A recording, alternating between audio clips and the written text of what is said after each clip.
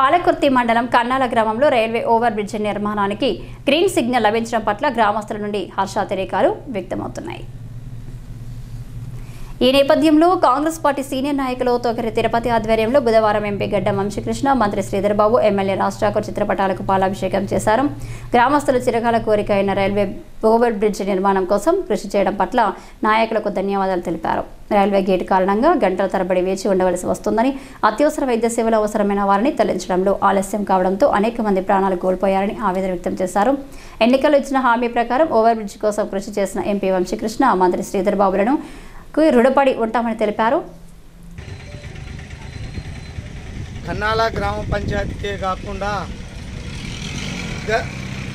రాణాపూర్, నాగారం, రేపెల్లవాడ, ఎల్కలపల్లి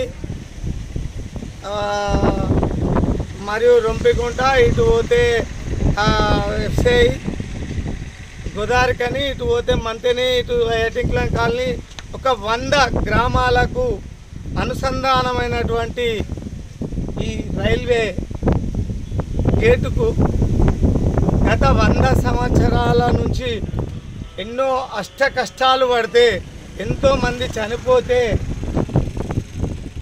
ఇక్కడ గేటు తీయక ఒక్కొక్కసారి 1.5-2 గంటలు ఆగాల్సిన పరిస్థితి వచ్చేది.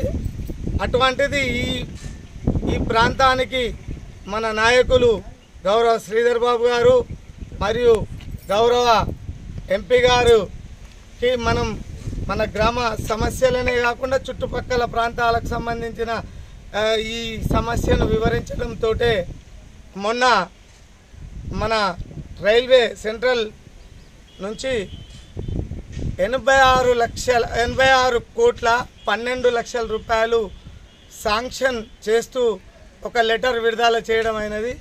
దానికి కృషి చేసినటువంటి మా గౌరవ మంత్రివర్యులు శ్రీధర్ బాబు గారికి, మా గౌరవ ఎంపీ పార్లమెంట్ సభ్యులు వంశీకృష్ణ గారికి, మా గ్రామం తరపునే కాకుండా ఈ చుట్టుపక్కల ఉన్నటువంటి గ్రామాల ప్రజల తరపున మేము వారికి ఎప్పుడు కృతజ్ఞత తెలుపుతూ ఉంటాం.